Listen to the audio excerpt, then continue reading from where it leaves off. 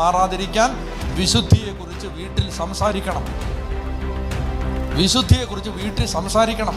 വിശുദ്ധരാവുന്നതിനെ കുറിച്ച് പറയണം. വിശുദ്ധരായി ജീവിച്ചവരുടെ ജീവചരിത്രങ്ങൾ മാതാപിതാക്കന്മാർ കുഞ്ഞുങ്ങളോട് സംസാരിക്കണം. ഈ മേഖലയിൽ ശക്തി പ്രാപിച്ചാൽ നിങ്ങളുടെ കുഞ്ഞുങ്ങളെ തൊടാൻ ഒരാൾക്കും പറ്റില്ല. ഒരാൾക്കും.